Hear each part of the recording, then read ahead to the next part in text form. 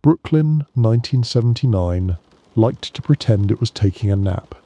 The kind of nap that involved 2 radios on the counter, a back door that stuck in summer, and a neighbourhood that knew more than it told. On Knickerbocker Avenue, closer to the border where languages traded elbows, Joe and Mary's Italian-American restaurant sat like a friendly witness. Its awning had sunburn, its brick had history, and its sauce had a memory longer than most marriages. By lunchtime, the regulars had learned to fold their conversations instead of finish them. Somebody's cousin was definitely doing great at construction. Somebody else's uncle absolutely didn't know anything about anything. The city hummed, the ice melted, and the service came with bread. On this day, Carmine Galante walked in wearing the sort of confidence that wrote its own invitation. He carried a cigar the way some men carry umbrellas, ready for any weather, but mostly to make a point. Newsprint called him many things, sometimes even to his face. The neighbourhood called him something simpler and spoke from behind the curtain. He took a seat in the courtyard out back, because even power likes sunshine. The walls rose close and high, a little square of sky perfectly framed like an expensive painting. A checkered tablecloth and a metal chair did their best to look unremarkable. Lunch arrived in the order the day demanded: mozzarella with tomatoes, something fried because it would be wrong not to, a plate of pasta, and the layered sermon of a salad that never converted anyone. The cigar stayed where it belonged, a punctuation mark between sentences, a period, or perhaps an exclamation mark depending on the headline you preferred. He set it down beside the dish like a second fork. Smoke curled. The air tasted like summer and garlic, and the kind of silence that makes itself comfortable. Across the street, a tailor pretended to be intensely interested in hemming, which is what you do when the street suddenly becomes a library and all the books don't want to be read. A woman with a paper bag paused at the corner to argue with the price of oranges, and then decided the argument could wait. The neighbourhood, cooperative as ever, rotated into soft focus. Inside the restaurant, Joe and Mary's continued its honest work. A server ricocheted between tables with the casual grace of someone who had long ago learned to never repeat a joke out loud. The chef, who would tell you he knew nothing about news and even less about the people who walked past the kitchen door, stirred the sauce and pretended the simmer didn't sound like a clock. Carmine ate with the patience of a man who had learned that victory rarely required speed. He spoke to his companions in a tone so same you could level a shelf with it. Names were used the way you use hot pans, with care and mitts. Laughter showed up like a polite guest and stayed exactly as long as it should. A breeze wandered into the courtyard and flipped a napkin corner. Someone said the espresso here could forgive sins. Someone else said sins were doing just fine without espresso. The neighbourhood, overhearing both, chose to be Switzerland. On the street, a car idled too long, as cars do when they are thinking hard about whether they belong. Across the way, a pair of young men leaned on a mailbox as if they'd been born there, discussing sports in the universal dialect of people not discussing anything at all.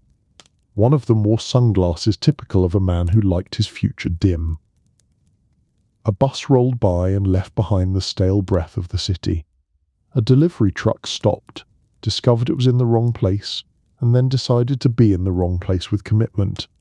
The driver hopped down, swore maternally at a dolly that had opinions, and noisily rearranged the map of his day. Inside, a phone rang and someone answered quickly, because this was a place where phones were supposed to be answered quickly. The receiver's voice said, "We're all out of trouble today, come back tomorrow," and then asked whether the caller wanted meatballs or sausage. Carmine's companions had that particular posture of men who considered their chairs temporary. They laughed at the jokes they were supposed to laugh at, nodded at the sentences that expected nods, and allowed the afternoon to walk itself like a well-trained dog. If there was a worry in the room, it was polite enough to dress like patience. He lifted the cigar again, examined the ash like an oracle, and let the smoke draw a line the sunlight couldn't cross. It was the kind of gesture that acts like a signature. By the time he set it back down, the day had decided its shape. People in neighbourhoods like this know a lot about weather. Not the polite kind with umbrellas and forecasts, but the other kind weather that shows up in pairs, drifts through doors, and uses first names it didn't earn. There is a temperature to a block, a barometric pressure you can feel in your fingertips if you've ever had reason to count doors in a hurry. The pressure dropped. From the kitchen, someone shouted for basil, as if volume could improve flavour. The server cut through the courtyard with a tray, a short prayer balancing on each plate. A fly made career choices near the olives. The city kept breathing. At the fence that made a boundary of the air, shadows arranged themselves with the kind of courtesy that seems suspicious in hindsight. A neighbour leaned out her window with a cloth and a reason, and then closed whatever she had opened, because the street had asked nicely. There is always a minute you can point to, later, when you say it was still a regular day, then it wasn't. The back door, which had lived a long life of refusing to cooperate with humidity, didn't make its usual argument. It moved as if the afternoon had oiled it. Men stepped through with the unremarkable competence of people who have practiced being ordinary. The city adjusted its glasses. What happened next is reported, retold, argued, footnoted, and otherwise organized in filing cabinets that smell like dust and ink. The essentials are widely known: the courtyard, the sunlight, the table, and the sudden presence of men who didn't come for the specials. The specifics, out of respect for YouTube and appetite, will be the gentle version. There was motion the way thunder is motion visible, but mostly heard. A chair scraped back as if it wanted the lead in a play. Someone said a name that was not necessary, as if names were shields. The air, which had been perfectly happy to mind its business, found itself busy with sound. When life becomes a headline, it rarely asks for permission. The courtyard that had admired the sky now admired velocity. The napkin that had flipped earlier committed to the bit and tried flying. A bottle rolled, stopped, and remarked on how quickly afternoons can change careers. After the loudness, there was the other thing, kind of quiet that looks around to see who is still in the room. It took attendance. It marked a change. Carmine was suddenly a man the city would talk about in past tense. To phrase it the way broadcasters do when they want the dinner hour to keep its appetite, he was made unalive. The cigar, which had been doing its best work as punctuation, lay where it had been set, expressing itself with smoke and a certain tragic humour. Someone yelled something urgent in a language that belongs to kitchens and emergencies. The server caught a plate that had not asked to be involved. One of the companions attempted a sentence and lost interest after the second word. The city, whose heart rate was familiar with aerobic activity, moved to a different tempo. Across the street, the tailor finally put the needle down. He closed his shop sign with more enthusiasm than the sign deserved, and chose not to rush, because rushing says things about you that you might not want on your resume. The woman with the paper bag remembered she had somewhere else to be. The oranges held their price. The men who had entered with professionalism left with the same. The door resumed its habit of complaining a second too late. In the courtyard, someone whispered a prayer that preferred privacy, while another person found a chair suddenly heavier than chairs generally are. News travels the way heat travels, everywhere, then particularly. The block learned quickly, the neighbourhood learned faster, and by the time anyone used the words authorities out loud, the city had already added a new layer to its legend. A radio said something official, in a voice that had practiced all the vowels of calamity. The chef, who had known the clock was ticking without admitting it, found himself stirring a sauce that no longer matched the day. The server set a glass of water on the table, because doing something normal is how you argue with the universe. Galante's cigar gave its last smoke like a professional, finishing a set. It made a small column that went broke, and joined the sky it had been trying to draw all afternoon. It left a smell that didn't apologize. People would later describe the sunlight. It was too bright, or not bright enough. It was golden, or pitiless. It made everything sharp or everything soft. The witnesses disagreed on adjectives the way poets do, which is to say, confidently, but most agreed the afternoon kept its colour. The city rarely goes black and white, even when it should. In the first hour after, the street performed its rituals. A bystander announced he had warned everyone not to do whatever it was no one had planned to do. Another swore he recognized someone he couldn't possibly have recognized. A teenager decided this was the day he would stop skipping class. The mailbox men vanished, replaced by a dog who had nothing to add. Sirens approached with the righteous music of paperwork. Uniforms appeared that had not been on the rack in our other story, and they did what uniforms do, measured things, asked questions, drew circles around facts, and tried not to be impressed by the setting. Reporters began to gather, pulled by instinct and caffeine. They had adjectives in their pockets and questions that could be rearranged to suit outcomes. Cameras blinked like owls in daylight. One of the microphones had tape on it that declared a station nobody remembered. A detective with a face you could use to sand a table took a long look at the cigar. He didn't pick it up, he didn't need to. He wrote something down that sounded like a sigh. In the kitchen, a cook stared at his hands as if they'd been borrowed. He removed an apron, folded it carefully, and placed it where type couldn't reach it for a minute. Another employee stacked bread like small, square witnesses. The owner, who had always believed in the restorative properties of lunch, found himself briefly out-argued. The block did what blocks do absorbed. The sun moved like it always does, immune to plot twists. A bus returned, pretending not to remember the place. A delivery driver considered getting it right this time and then parked exactly where he had before, because people are consistent even when the world isn't. By late afternoon, stories had begun their migration from fact to version. The words allegedly and reportedly earned overtime.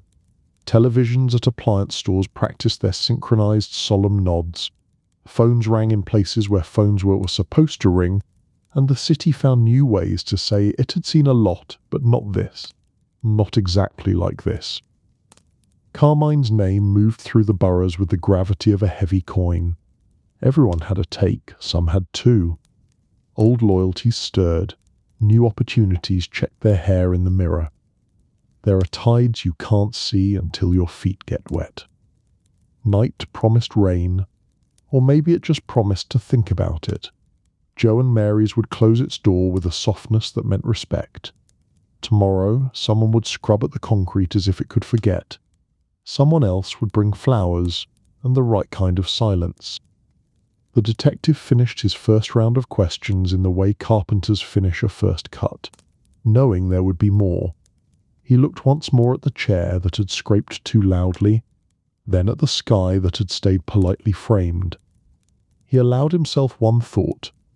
Power always looks permanent until the chair moves. Across the street the tailor switched off the light and stood in the quiet. He tried to recall the shape of the afternoon before it learned a new word. He failed, because days do not go backward, and neighborhoods remember the way water remembers a stone, by changing around it. As darkness arrived, the cigar's last perfume still announced itself like a rumor that refused to die. The city, practical as ever, filed the day where it files such days, under the letter that stands for both legend and lesson. If you walked past Joe and Mary's that evening and didn't know, you might have thought it just another restaurant after a long day, a chair still slightly crooked, a napkin that had stopped trying to be a bird, a bottle that had nothing left to say, the kind of stillness that only comes after thunder. And if you did know, if the names were not just words but weights, you might have felt the block lean, just a fraction, as if it had adjusted to the absence of a man who had taught gravity a trick or two. The day the cigar went out was not a headline yet. It was just an hour that refused to behave. The night took it in and promised to keep it loud. Authority in New York likes to dress in contradictions. It will tell you to keep your voice down and then speak in headlines. It will insist on order and then wave traffic through a symphony of honks. In certain circles, authority wears cologne and a napkin ring. It votes by rumour and records minutes in eye contact. By the evening of the courtyard incident, there were already versions circulating like flyers without dates. Some versions insisted inevitability, others leaned on surprise, and a few, more honest, admitted that both can fit in the same suit. The phrase "the green light" crept into conversation the way a cat does, quietly, like it owned the place. Carmine Galante had been many things to many people, but temporary was not a word he endorsed. He had spent years cultivating the sort of fame that shows up even when uninvited. The cigar helped, but it wasn't the whole story. His reach had troubled a ledger far beyond one borough, and ledgers, historically, are vindictive. The rumour, as rumours like to style themselves, said that South and West had called North and East and arranged a logistics problem. The headline versions called it a decision. The participants, most of whom would never be caught near a headline, called it balance. In a private dining room uptown, earlier than anyone would later admit, a few older men had eaten linguine con vongole and practiced the art of being unphotographable. The window looked out at a street that pretended it didn't know how expensive it was. The waiter wore a tuxedo that had survived more history than some countries. "You cannot run an orchestra," said one of the elders, "if someone insists on playing the trumpet during the violin solo." He did not specify the instrument names because even metaphors have to be careful. He used his fork to point at a bowl in a way that suggested the bowl had been out of line. Another man, who had the posture of a statue plausible for a small plaza, nodded slowly. "Winds have shifted," he said, which is a polite way of admitting that a storm had been invited to dinner. "The boy in the hat wants to conduct." That boy, the first corrected, is not a boy. He wiped the corner of his mouth with a napkin that had listened to confessions. He is a spotlight.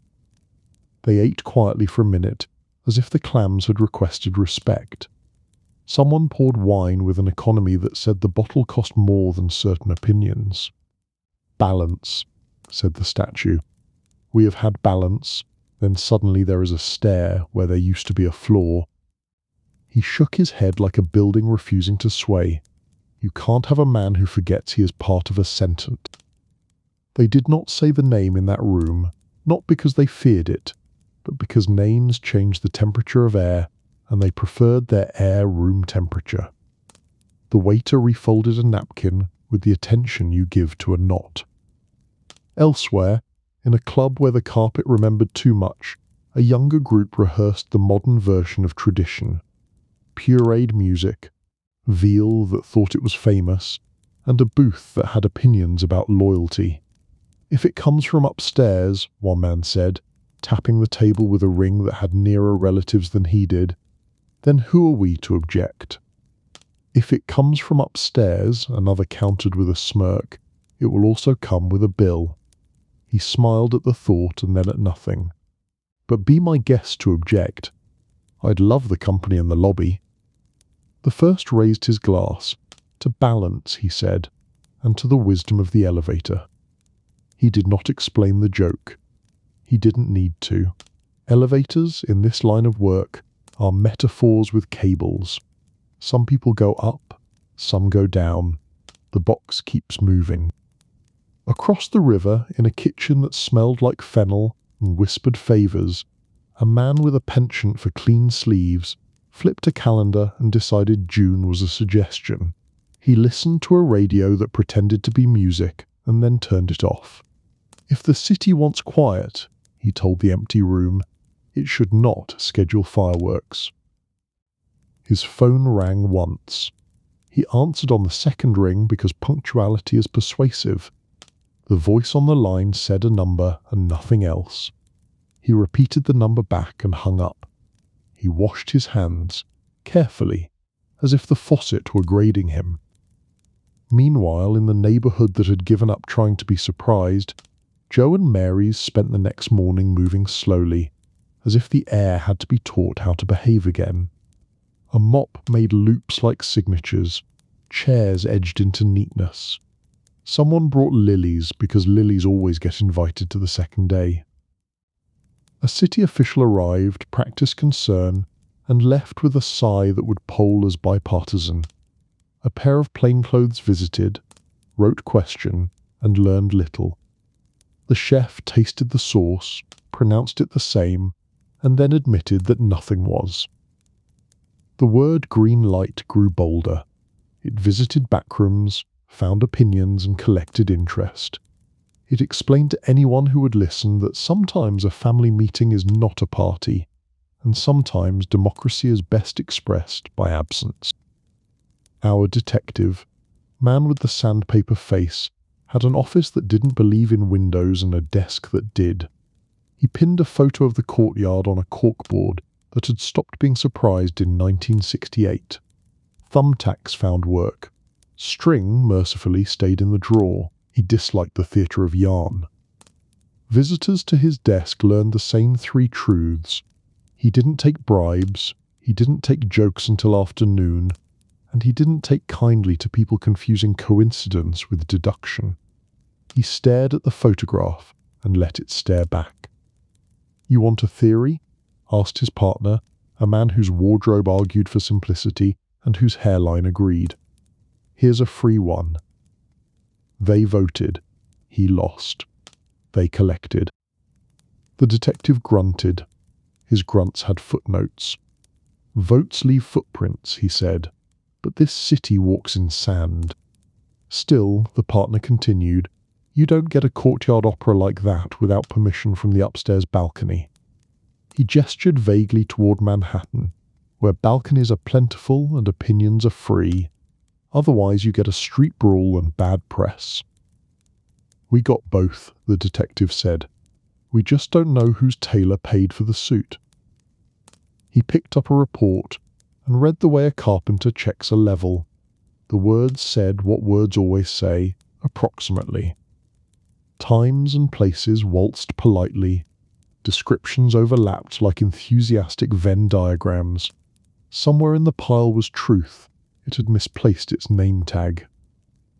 He wrote 2 names on a legal pad that had been waiting years for him to write these 2 names.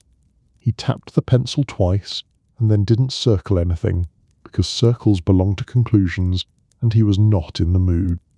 Reporters did their part. A headline managed to use brazen without laughing. Columnists deployed metaphors like confetti. One radio voice referred to organized disorganization, which is how poets describe management.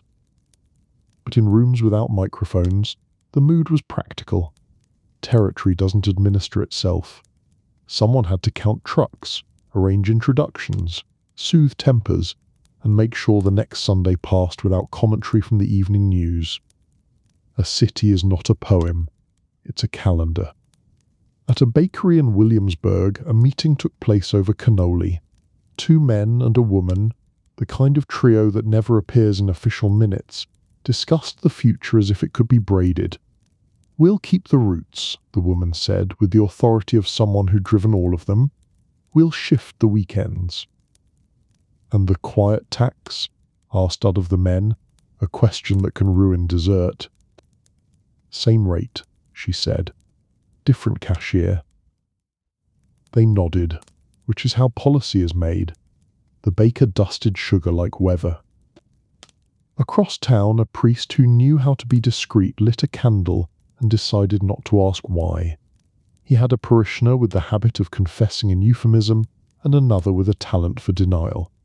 The candle did its work, which is to stand there and burn as if that were enough. In a dented sedan cruising the BQE, 2 men who were not philosophical discussed the concept of vacancy. "You take out the boss," said the driver. You don't leave the chair empty. Someone trips over it. You put velvet rope around it, said the passenger, considering the skyline like an equal. Makes them want it more. They laughed in the way that passes for cardio in certain professions. The car merged with traffic, like a well-behaved live. Back in Bushwick, the block adjusted its mirrors. The tailor steamed a jacket with new industry. The grocer discounted peaches because even drama has to eat. A kid on a BMX recreated siren noises with beautiful inaccuracy. Joe and Mary's decided on a soft reopening, under the sort of hush a church uses when storms walk past. The door admitted neighbours who spoke softly to one another, as if words might bruise.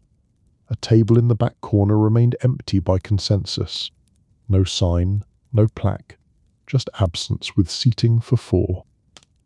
The server who had balanced prayers on plates the day before took orders with the kind of gentleness usually reserved for porcelain or widows. She moved as if the floor had changed grade and a misstep might roll the day downhill. A man arrived late, middle-aged, careful haircut, a suit that apologized for itself. He did not sit. He stood at the threshold and removed his hat, a gesture so old-fashioned it circled back to sincerity. "I'm sorry for your trouble," he told the owner, and then left without eating. The gesture weighed more than a meal. Phones kept ringing in the background of lives. Some were answered, some were not. Messages stacked like plates. A cousin in Florida called to say he'd seen something on television. He had not, because Florida gets everything half an hour early in spirit. The detective made his own calls, to people who apparently never slept, and received answers shaped like fog. He visited a union hall and asked about schedules. He visited a flower shop and asked about deliveries. He did not announce his questions to the air because the air in New York has a gossip column. A pattern began to make itself presentable. Nothing as crude as a straight line, more like a curve that had taken a class in posture.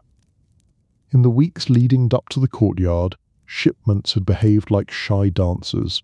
Introductions had been rerouted, meetings had been demoted to whispers. The city's circulatory system had braced for surgery. He wrote coordination on the pad and underlined it, then immediately regretted underlining because it was a commitment. He added a question mark to soften the marriage. At dusk, he walked the block. He disliked walking crime scenes after the fact. It always felt like asking a theatre to perform the show again with the audience gone.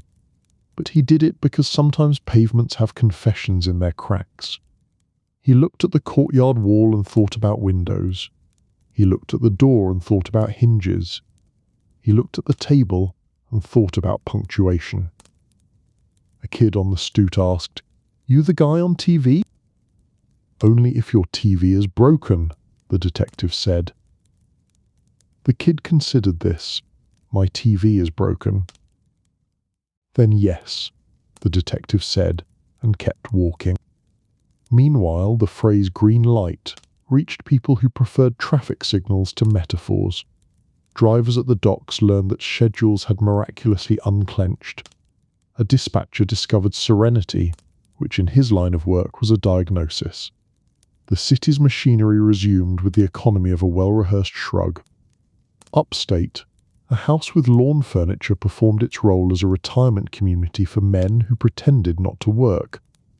On the porch, a figure with a newspaper he didn't read said to another figure with a newspaper he couldn't admit he read, "Balance." They didn't cheers, they weren't savages. They nodded to the horizon, which had not participated, but enjoyed the credit. In a midtown bar where politics went to take off its shoes, an elected official practiced the art of never hearing anything suspicious. A lobbyist explained that things had calmed down, as if things had been agitated before. New York, he said, smiling with the part of his mouth that got him invited to fundraisers, prefers a lid.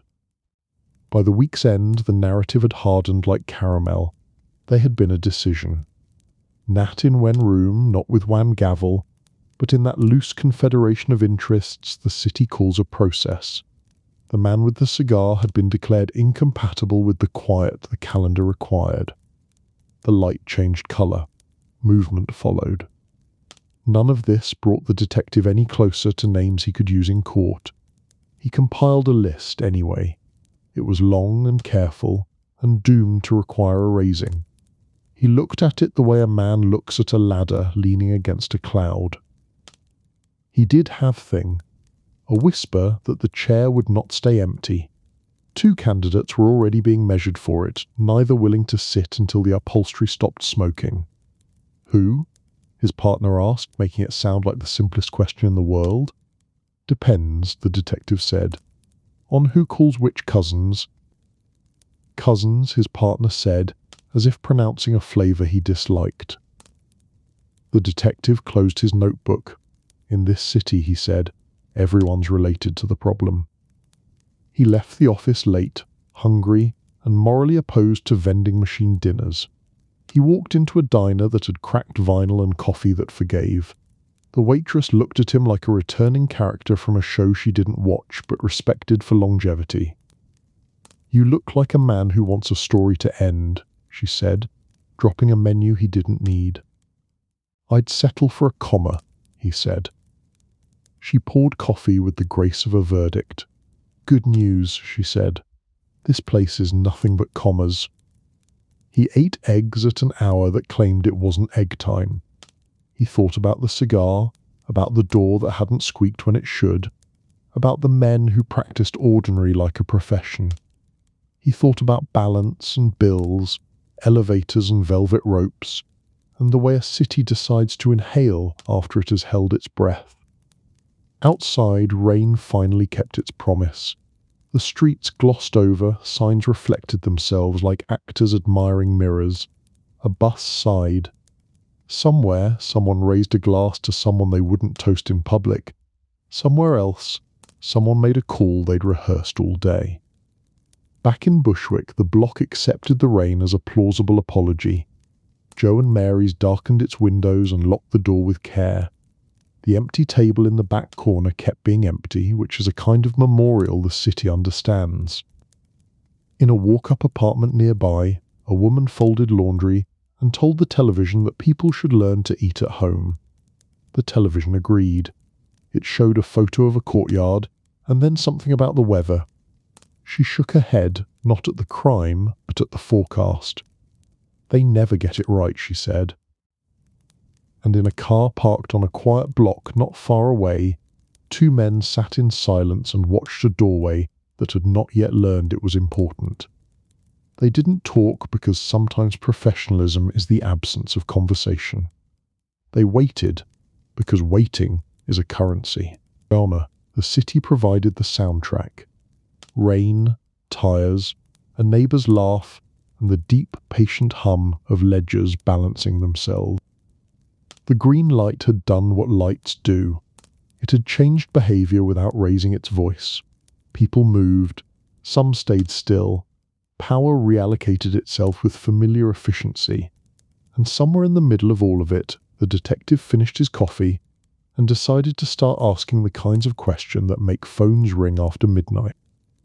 Because for all the talk about votes and balance and orchestras, there's always a small, stubborn corner of truth that refuses to be institutional. It lives in the detail that didn't get rehearsed, the hinge that didn't squeak, the napkin that tried to fly. He put money on the counter, tipped like a man who wants good news later, and stepped back into the rain. The city, relieved to be itself again, opened a fresh page on the calendar and wrote in neat letters, "To be continued." New York doors have personalities. Some are gossips that rattle at every breeze, some are stoics that pretend winters don't exist, and a rare few are actors, quiet on cue, noisy when the plot requires it.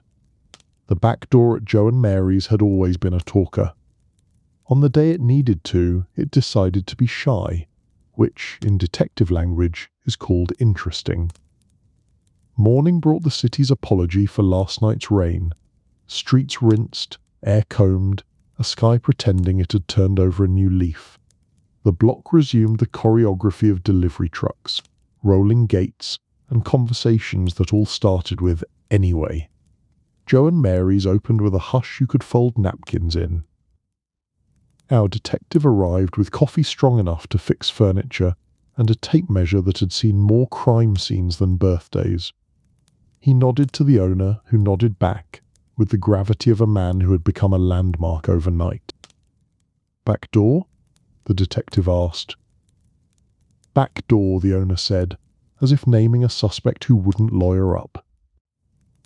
The courtyard was a quieter version of itself, like a stage after the audience has left. The same small square of sky, the same walls performing stoicism, a table repositioned by caution, a chair that had decided to behave. Only the quiet felt permanent. He set the tape measure down, tested the door, and listened. Nothing. No complaint, no rasp, no signature squeak. The hinge turned like it had attended finishing school. "It sticks in summer," the owner said, defensive on behalf of wood. "Always has." "Yesterday was summer," the detective said. He bent close, as if the hinge might whisper a confession. Somebody taught it manners. The owner frowned. "We didn't touch it." "Someone did," the detective said, gently, in the tone of a man telling a child that magic tricks have fingers behind them. He examined the screws. They wore the slightly stripped look of recent attention. The hinge itself gleamed with a film too thin to see, but not too thin to smell. He put his nose close. "Graphite," he said. "Or a friend." He squatted, checked the jam. Fresh scuffs at knee height, the shy signature of a man who had tested the swing before the show. The strike plate had a new scrape. The deadbolt's face bore the polite polish of a key that didn't hesitate. "Would you ever oil it?" he asked the owner. "We threaten it," the owner said. "Does that count?" The detective smiled without committing. He stood, taking in the whole frame.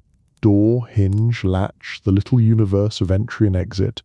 He touched the handle with a gloved finger, because manners matter in both restaurants and investigations. Somebody did rehearsal, he said, and they liked the acoustics. Inside, he traced the path from kitchen to courtyard. Narrow corridor, tile that remembered every shoe, a swinging door that apologized after you bumped it. He stopped at the phone mounted on the wall, looked at the cord, and followed it down to where it joined the base with a fresh piece of tape. He peeled back a corner and found nobody's idea of accident. The screw heads on the jack had been disturbed. "Lines are lines," he murmured. "Wires have cousins."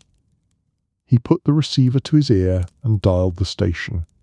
The connection sounded fine, which in his experience meant nothing. He hung up, made a mental note to ask people with tools and patience to say the word tap with confidence later. The kitchen staff moved around him with the wary grace of people avoiding a puddard they couldn't see. He checked the back alley garbage cans behaving, a cat conducting an inspection, a gate latch looking innocently ordinary. He measured prints in the grime. Boots, different sizes, different days. On the brick near waist height he found the faintest smudge of dark that wasn't weather. He scraped it. Graphite again. "Practice," he said. "Because amateurs improvise, professionals rehearse." He called his partner over. The partner arrived with a notebook and a face that doubled as a putty knife. "Door's polite today," the detective said. "Yesterday it wasn't." "Somebody bribed it," the partner said. "Somebody made sure it didn't testify," the detective corrected.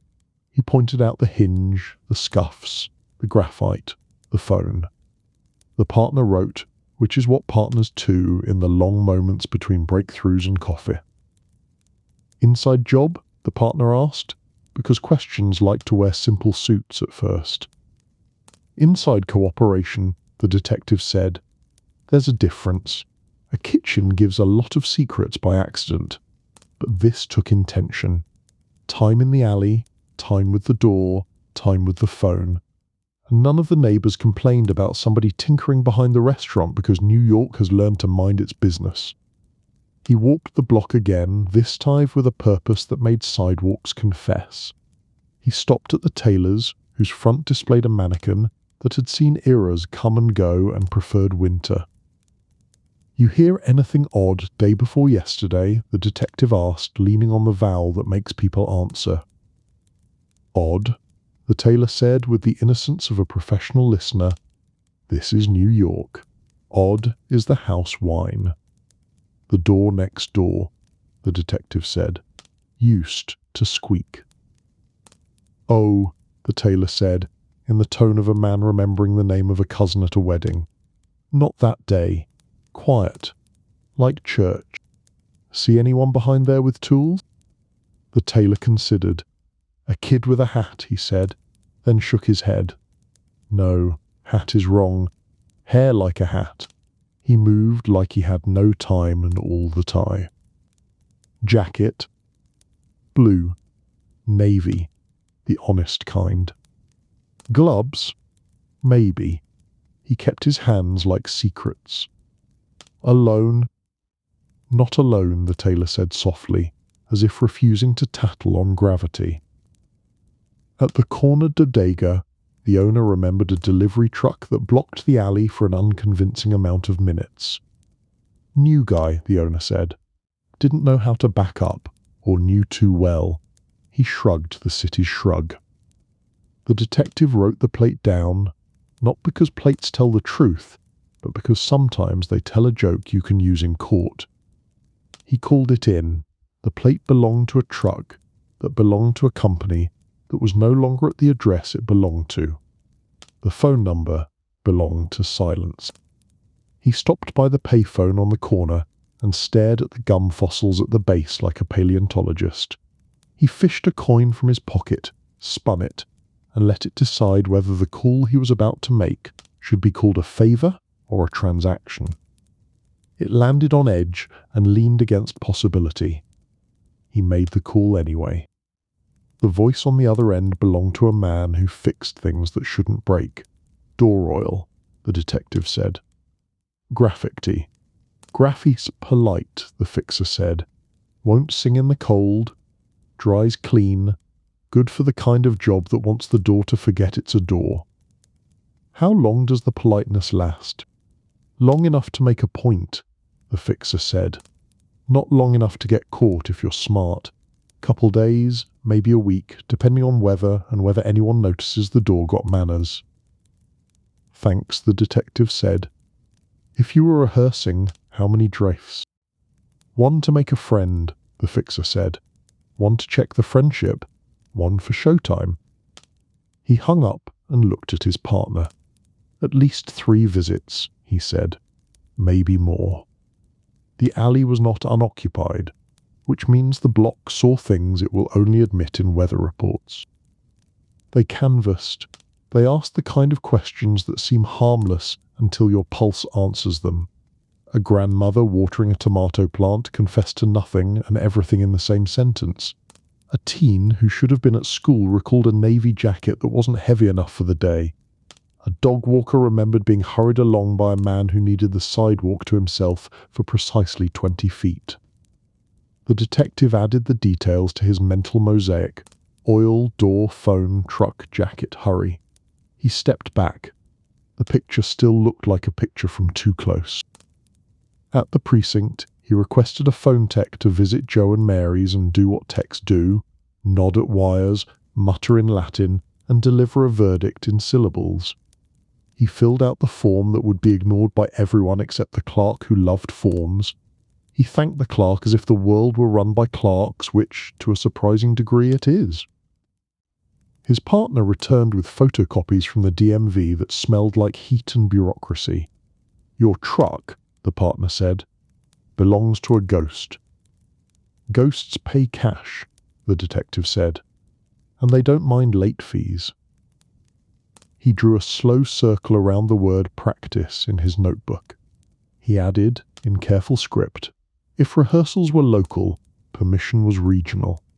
Then he looked at the sentence and decided it was something a professor would admire and a jury would ignore. He crossed out regional and wrote big. Afternoon light cut through the blinds at his desk and made stripes on the mess. He pinned a new photo, a close-up of the hinge, oil laughing at seriousness. He pinned the truck's plate.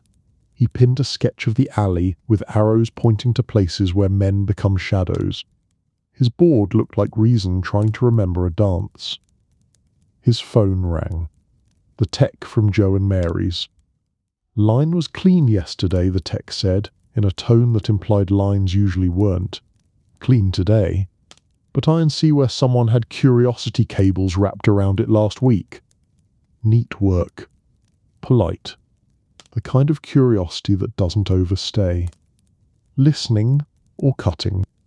"Listening," the tech said. "Very attentive listening." He thanked the tech and hung up. He stared at the board, at the picture of the door, at the number for the truck, at his own handwriting, which looked more confident than he felt. The green light had been a decision. The door that didn't ring had been a memo, circulated, initialed, filed. Someone had ensured the day would unfold with no bump, no squeak, no warning. That meant coordination. That meant planning. That meant a meeting somewhere with coffee and a map and someone pointing at a line and say, "Here." He decided to go looking for the map.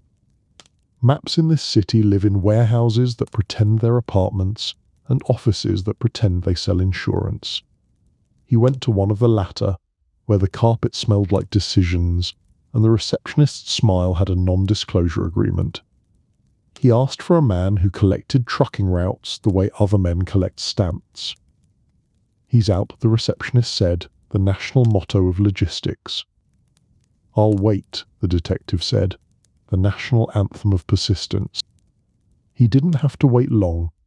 The man arrived with a tie that had walked a dog and a haircut that had opinions. The detective showed him the plate number. The man's eyes did the arithmetic of disappointment. "That company is an umbrella," the man said. "It covers a lot of weather." "Who holds it when it wipe?" The man looked at the plate again, then at the detective, then at the receptionist, who was engaged in the high art of not listening. He wrote a name on a sticky note and slid it across. It was the kind of name that doesn't appear on plaques but does appear on checks. "Where do I find the person attached to this?" the detective asked. "Where you find shadows at noon," the man said, "under something tall." He left with the sticky note and the feeling that the map had twitched. He walked past the receptionist and felt the exact moment she decided to remember none of this. He respected her professionalism. On the street, he let the city's noise carry him a block, which is how New Yorkers decide direction. He stopped at a newsstand where the proprietor knew him well enough to offer a headline discount. He bought gum instead. He called his partner. "We have a name that thinks it's weather," he said. "Umbrella." "Parasol," the detective said. "Shadier." They met at a diner that specialized in eggs and the art of never asking why two grown men are eating pie at 3 in the afternoon. They spread the sticky note between the sugar and the check. The name looked innocent, which is how names look when they want to be guilty. "You ever notice," the partner said, "how in this city the door that doesn't squeak is the one that gets you?" "Doors are honest," the detective said. "It's the hinges you watch." "And the men who bring the oil," the partner added. They drank coffee that had already given its best years to other cups. They divided tasks the way men divide chores, unequally and without resentment. The partner went to find the address under the stickiness of the note. The detective returned to Bushwick, because sometimes the answer stays where you left it and pretends it's brand new. The block had warmed up to afternoon. A saxophone practiced somewhere high, turning scales into weather.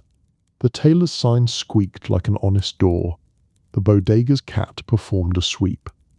A boy practiced jump shots with a ball that believed. He stood at the back door again and closed his eyes. He visualized 3 visits, one to oil, one to test, one to perform.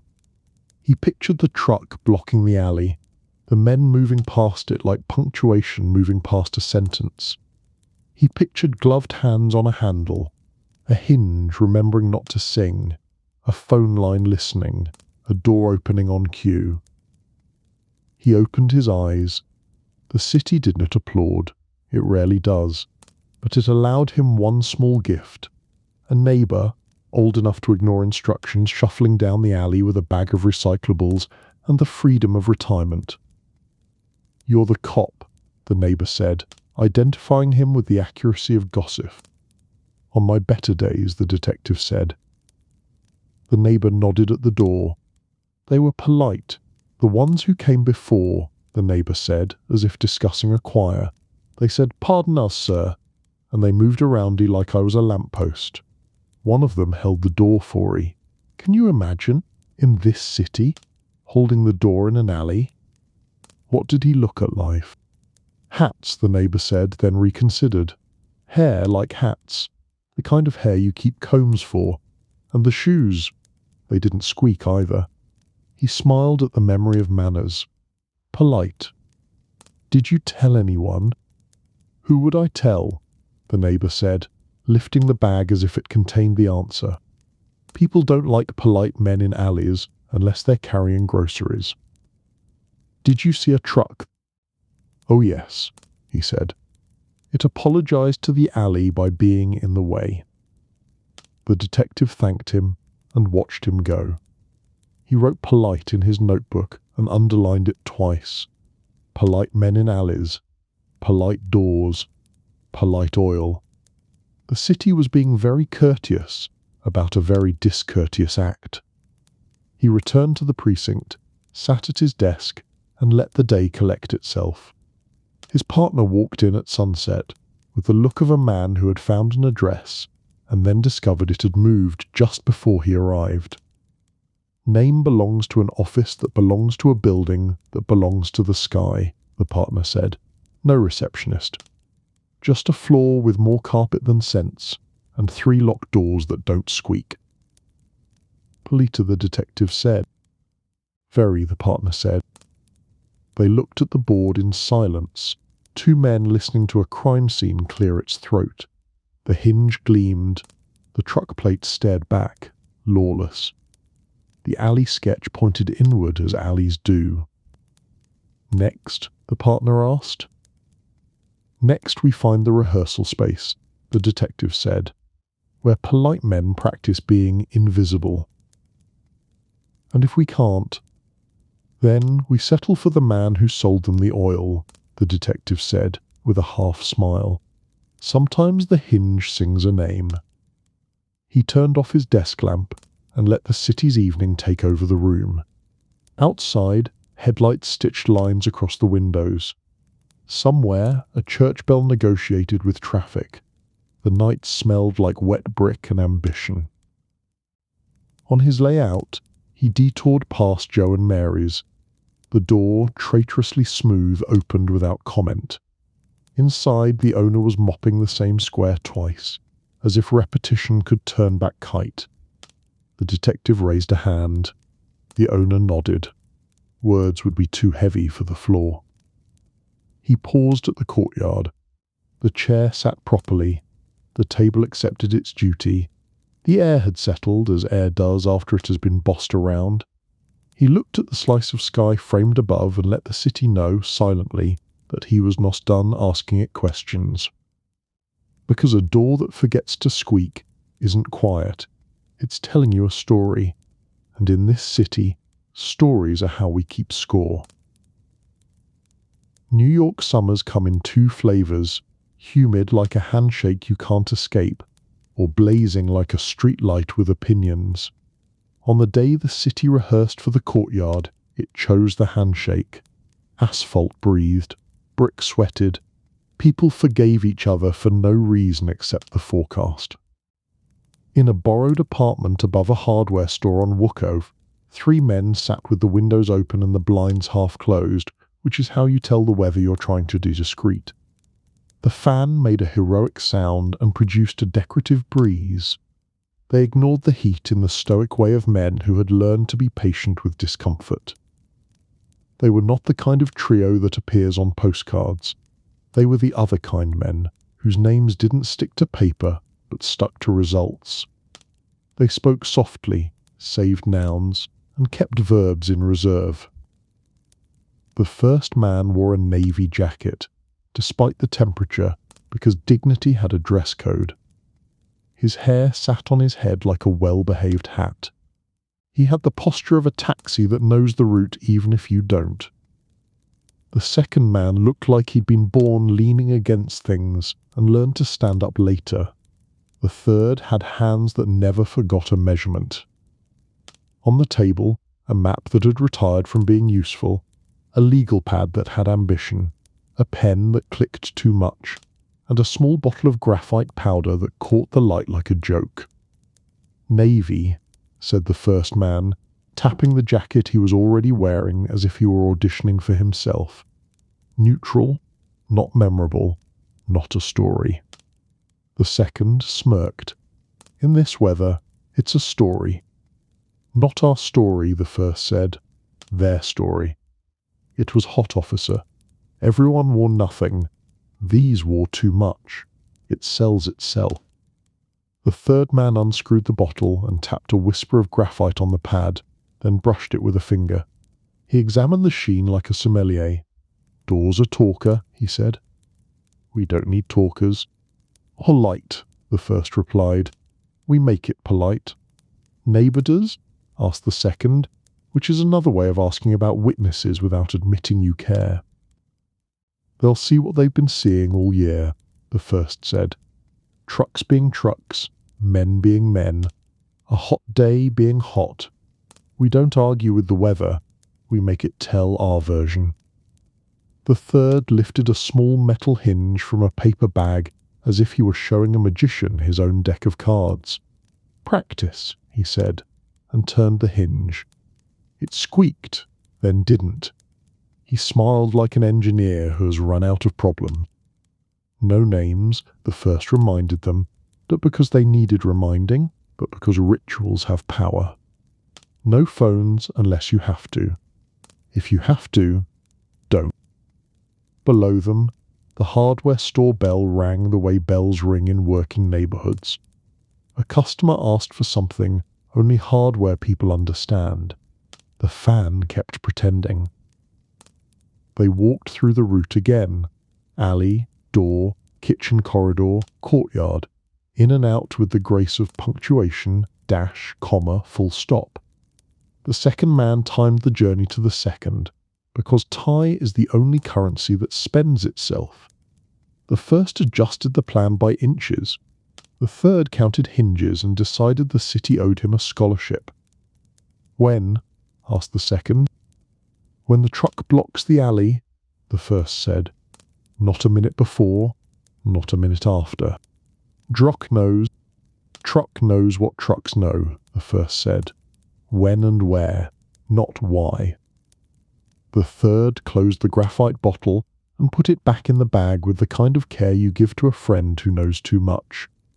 He wiped his fingers on a rag and then wiped the rag on itself, as if privacy could be folded.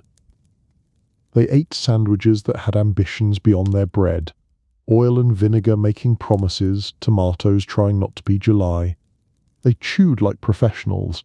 "Nothing to see here. The mouth is on break." "After?" the second asked. He wasn't afraid. He was tidy. "After is simple," the first said. "We leave." "Simple is good," the third said, which is what men say when they know simplicity is the most expensive option. They finished the run-through and cleaned the room of anything that told Thai nor stories. The map became a blank. The pen forgot it had clicked. The legal pad kept one page with a grocery list that had never existed. On the stoop, the heat met them like a dog that doesn't know you're not a dog person. They accepted it. The street accepted them. New York, generous in its indifference, made space. That evening they made their first visit to the alley behind Joe and Mary's. Not a mission, an introduction. The second carried a toolbox whose contents were entirely plausible. The third carried a ladder, which is what men carry when they want to look like they earn a living honestly. The first carried nothing, which is what managers carry. They paused to let the rhythm of the block decide whether it liked them. A neighbour shuffled past with a bag of bottles that would later become better versions of themselves. A cat performed surveillance on the garbage cans with the trained despair of a professional. A delivery truck announced itself and then changed its mind. Evening, the first said to the air, because politeness is a key you can use twice. At the door, the third examined the hinge with the curiosity of a doctor listening to a heart. He opened the bottle and offered the door a small favour. The door accepted. Its squeak became a memory. The first timed the swing with his watch. The second moved the ladder a little to the left and then a little to the right to suggest ongoing maintenance rather than conspiracy. They left without fanfare, polite men leaving a polite alley. The second visit came 2 days later at noon, when the alley had opinions about shade. The toolbox had new respect for gravity. The ladder had a grudge. The third tested the hinge, smooth. He smiled at the hospitality. He adjusted the strike plate by a hair, one of those hairs that matter. A neighbour asked what they were doing. The first man said, making sure the door meets code, and the neighbour, who had memorised a lifetime of codes, decided this code was no concern of his. They checked the kitchen phone line, because lines are cousins. The third's hands produced a neat coil of curiosity cable that would look to a practised eye like a rumour. He ran it along the jack, touched it like an apology, removed it like a secret. He didn't need to hear anything. He just needed to know he could. Timing, the second asked as they stood in the alley, as if the bricks were a clock. 3 minutes, the first said.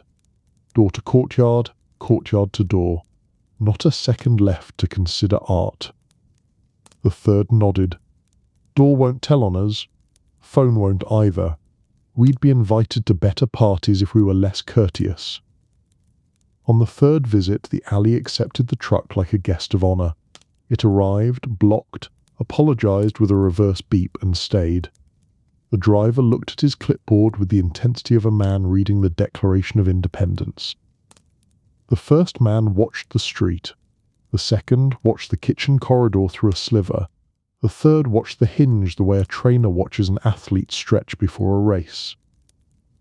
Now we trust the weather, the first said, and the calendar and the habit of a man who likes lunch in the sun. They didn't say the name, they knew the name. The room didn't need it. Practice has a way of making the real thing inevitable. They left the alley precisely as they would later leave the courtyard, without drawing attention, without borrowing heroics. The truck unblocked itself. The alley forgot. That is its job.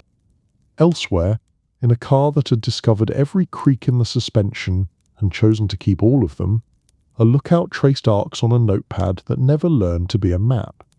He watched the flow around Joe and Mary's delivery trucks, neighbours with errands, cops who believed in lunch, kids who believed in summer. He watched for patterns and found only New York. This was reassuring. In a second car, a driver practiced patience by not honking more than the law permitted.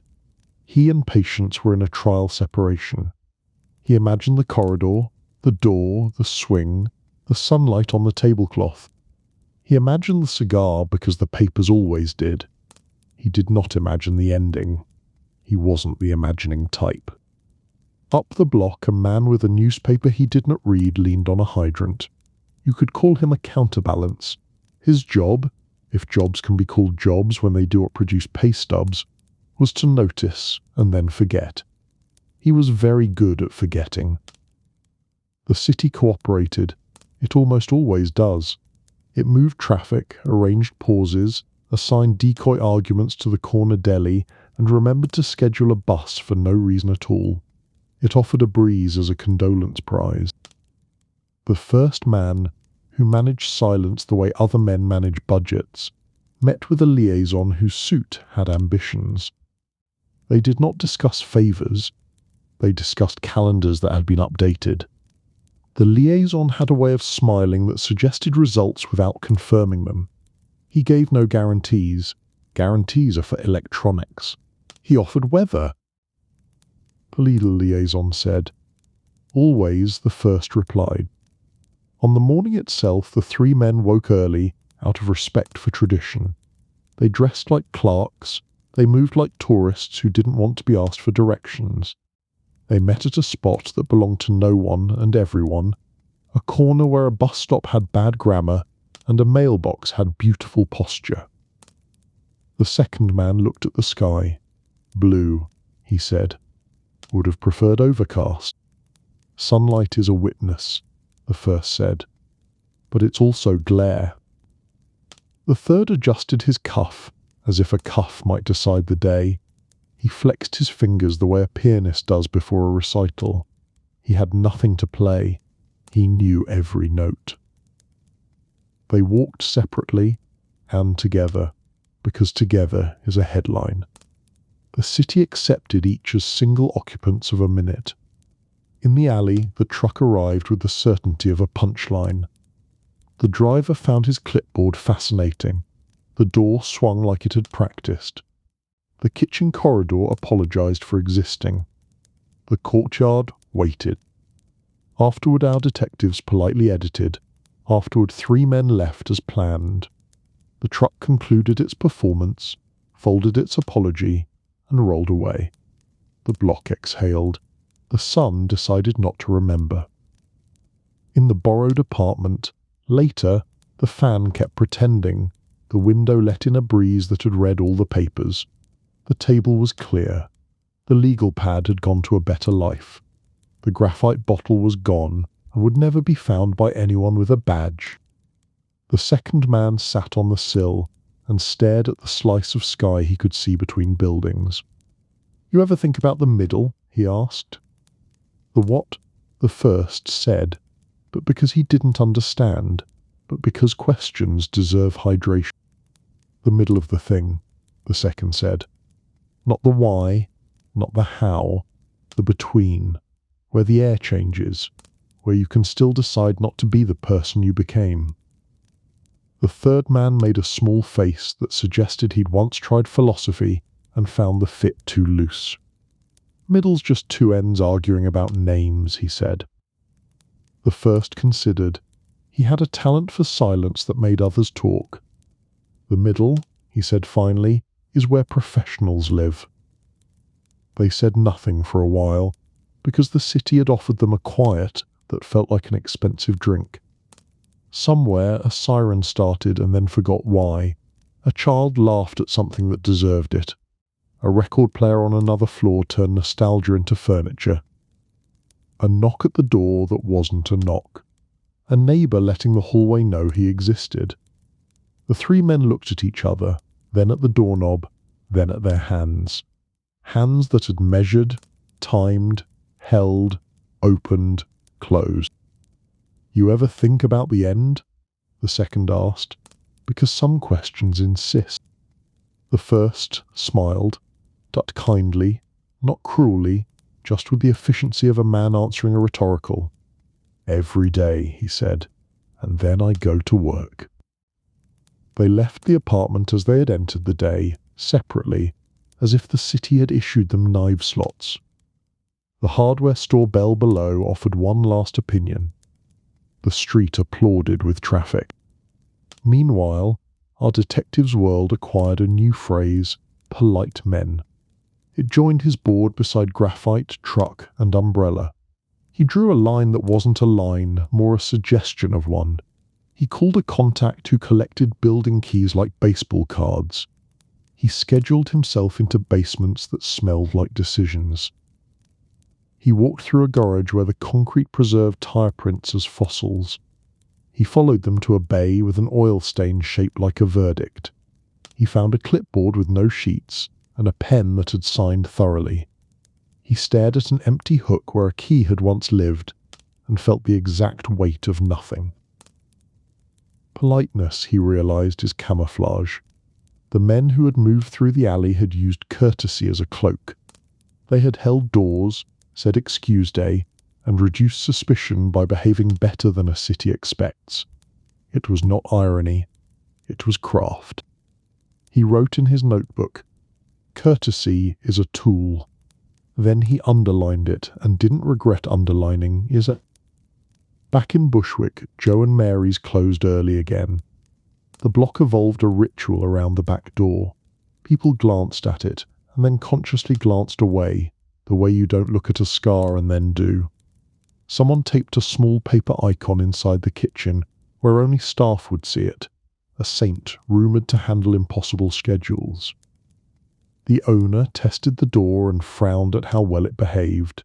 He told it, quietly, "You're allowed to squeak," and laughed at himself for talking to a hinge. Down the block, the tailor put a sign in the window, "Alterations within reason." He didn't know why he added "within reason." It felt like the day required a disclaimer. The city cooled, a degree here, a mercy there.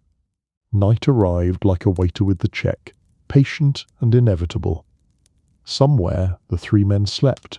Somewhere else, someone decided to become a candidate for an empty chair.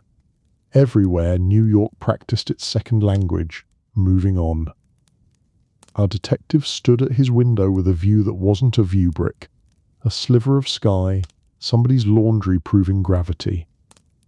He thought about polite men, polite doors, and impolite outcomes. He thought about the space between rehearsal and performance, the slim wedge of time where choice lives. Then he turned off the light and let the city do what it does best, keep the story going. Paper in New York is a migratory species. It flutters from desks to folders to boxes to basements, and when it feels especially brave, to the back seat of a car. It travels in herds labelled invoices, permits, and absolutely not evidence. Paper has a memory longer than grudges and shorter than alibi.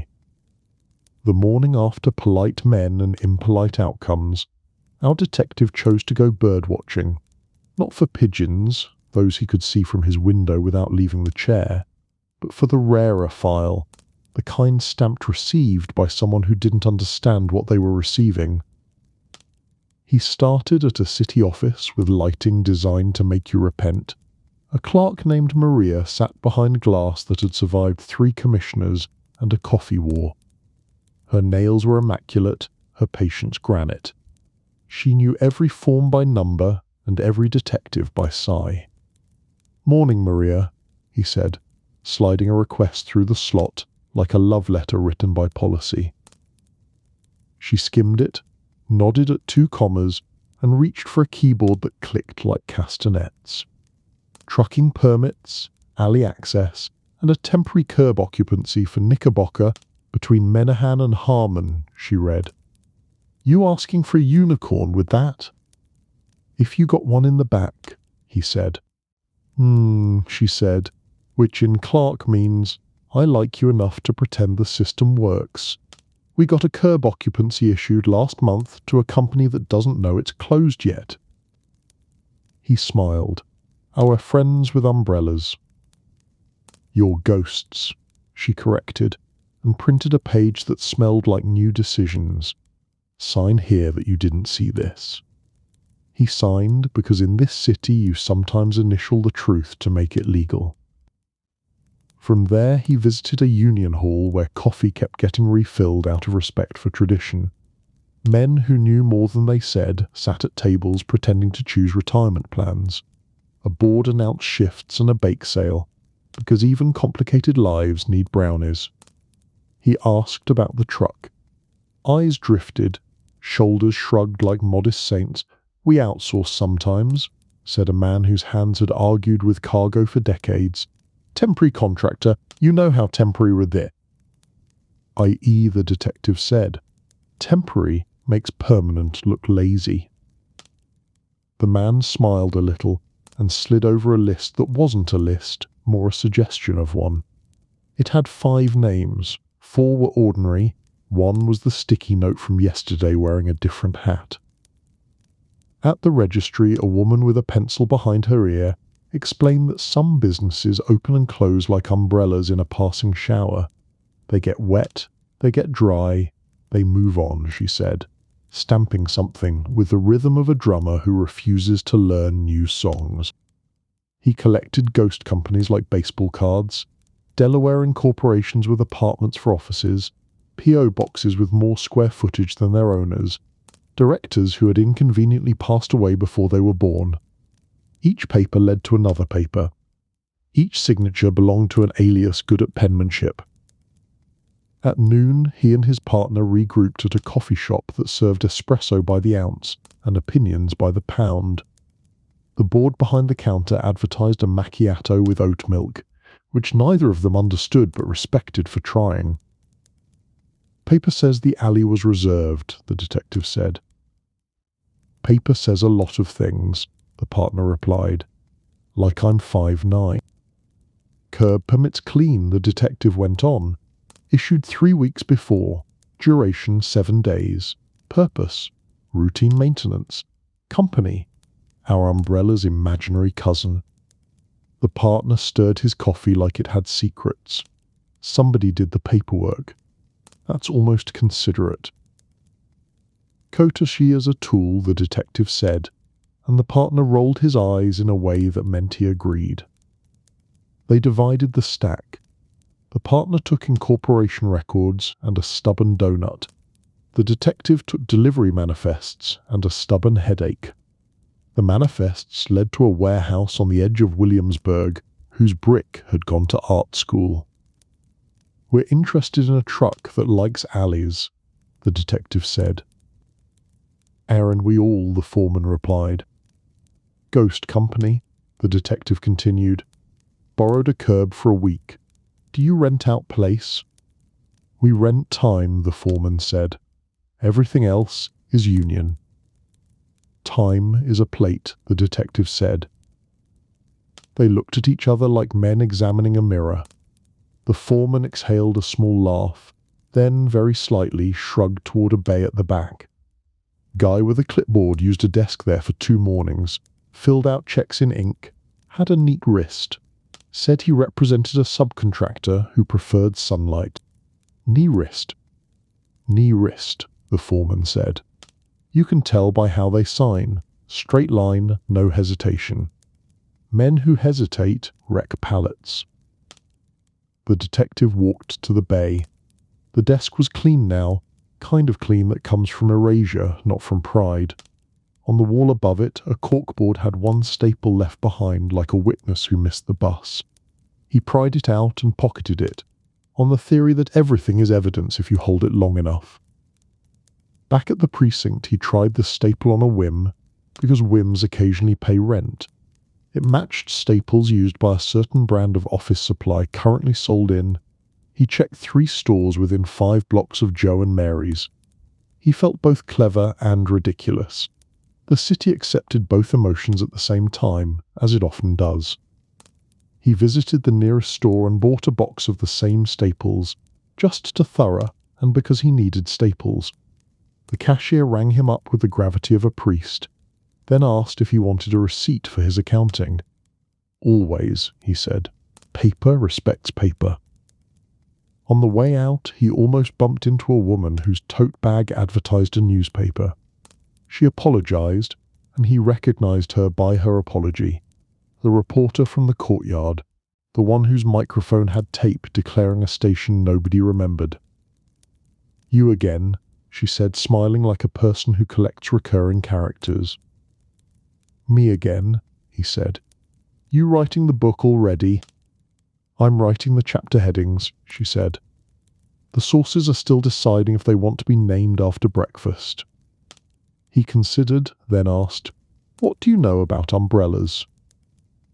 I know they flip in thunderstorms, she said, and some of them have initials painted on the handle. Who owns the pint? She tilted her head. depend on who you ask under it. They were speaking in parables, which was a sign the city had become interesting again. He offered her nothing, and she offered him less. They exchanged cards anyway, the ritual of people who might need to pretend later that they met by accident. He returned to the board and moved things around in ways only he understood. Hinge near permit, truck plate near ghost company, reporter's card pinned to the corner like a weather forecast. The board still refused to tell a linear story, but it had begun to hum. Late afternoon delivered a tip shaped like a rumour. There'd been a meet in the back room of a social club off Lorimer. Cigar smoke, low voices, a calendar on the wall turned to the wrong month. The source described a map on a table with a coffee ring over Bushwick. He went. The club wore the hard-earned glamour of failed renovations. Men played cards with faces that had seen the same hand for 20 years. He asked for the back room. Faces performed forgetfulness.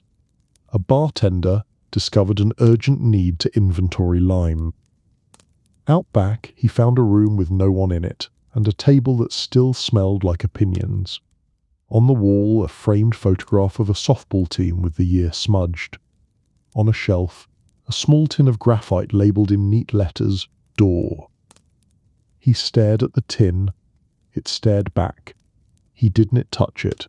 He didn't need to. He took a photo and wrote the bar's name on a napkin with a pen that leaked a little. "Looking for something?" asked a voice behind him. The bartender. "Jerchins," the detective said. "We only give those to people leaving," the bartender replied, not unkindly.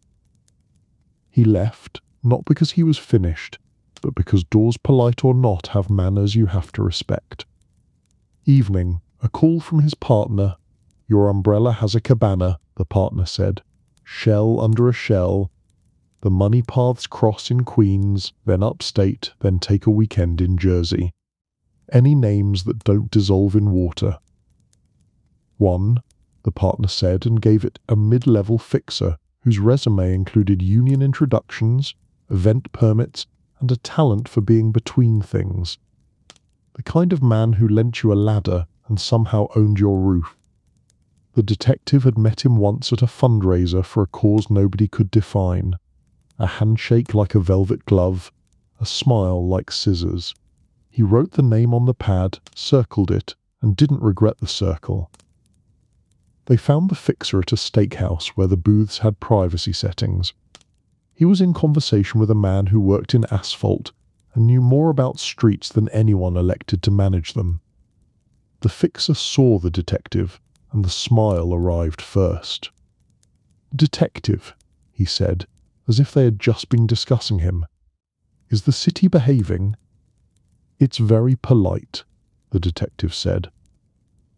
The fixer laughed in a key that said, "I understand the reference, and also your mortgage. How can I help the public today?" "Umbrellas," the detective said, "and curb permits for friends who don't sign their names." The fixer raised his hands in a pantomime of innocence. "We provide introductions," he said. "Nothing more dangerous than names. If names scare you, I offer numbers." "Numbers pay for doors," the detective said. "Numbers pay for everything," the fixer said, and then glanced at the asphalt man, who checked his watch and discovered an exit. "Tell me about a truck that needed Knickerbocker to hold its breath," the detective said. "I can tell you the city takes logistics seriously," the fixer said, "and that sometimes a favour greases a hinge." He sipped water, that wine, and sometimes the hinge already wanted to open. "This hinge had graphite," the detective said. "Then it was a conscientious hinge," the fixer said, amused by his own line. He leaned in. "Detective, if I had $1 for every time someone asked me to remember a truck, I'd own something worth driving." "You remember people," the detective said. "I remember invoices," the fixer said, "but they go to companies with complicated feelings about birthdays." "Help me remember a name," the detective said, and slid across the sticky note from the day before. The fixer studied it like a menu. "I've seen the handwriting," he said at last. "Neem wrist." The foreman said the same, the detective said. "Common wrists," the fixer said, returning the note. "You should meet the uncommon ones." He stood, a signal that the conversation had completed its lap. "Detective, the city is a great collaborator. It will give you everything you need except the last inch." "That's where everyone lies," the fixer said, and glided away. Night pressed in with the gentle insistence of a long-pending decision. The detective walked, because walking is how you think when sitting has failed. He cut across blocks that smelled like bakery and exhaust, past a church locking its gate with the tenderness of a parent, and arrived at the precinct with shoes that had learned too much. On the board, the story had grown. Paper permits, ghost companies, a foreman's shrug, a graphite tin in a back room, a fixer with neat wrists. He pinned the steakhouse matchbook to the corner and felt slightly silly. He didn't mind. Investigations are part geometry, part superstition. A message waited on his desk from the reporter. 3 words: "Umbrella has handle." A phone number followed. He called. She answered on the first ring, because curiosity cannot stand silence. "Your ghost company has a real landlord," she said. "The check comes from a charity that likes parades and hates audits. Guess who sits on the board?" She gave him a name that belonged to a man with a low profile and high leverage. Not famous, more permanent than famous. "Can you print that?" he asked. "Not yet," she said. "But you can visit the charity and ask about their commitment to civic engagement." He thanked her and reached for his coat. He didn't put it on. He sat and looked at the board again, at how the lines were starting to act like lines. He allowed himself a small, private hope that paper would do what paper sometimes does: confess without realizing it. Before leaving, he called Joe and Mary's to check on the owner, because courtesy is also a tool. The owner answered with a voice that had adjusted to a new weight. "Door still polite?" the detective asked. "It squeaked once," the owner said. "I felt better." He smiled into the phone, promised to stop by, and hung F. On the way out, he passed a corkboard where notices come to live forever: retirement parties, softball schedules, a flyer for a missing parrot named Tony who had been missing since 3 commissioners ago. He pinned nothing, because he had everything he needed for the next day: a charity to visit, a landlord to interrogate, a fixer to politely annoy. The city outside had cooled into something almost forgiving. A breeze carried the smell of August decisions and bakery ambition. A couple argued quietly about nothing important and then laughed at themselves. A bus arrived late and was thanked anyway. In an apartment above a hardware store that had become a footnote, the 3 men slept like dignified ghosts, separately, without dreaming, because dreams are a luxury. In another part of town, the fixer dry-cleaned his neat wrist and set his alarm for the hour when deals are most honest. And in Bushwick, the back door at Joe and Mary's remembered, very slightly, how to complain. It offered a small shy squeak into the night. The neighborhood heard it and slept better.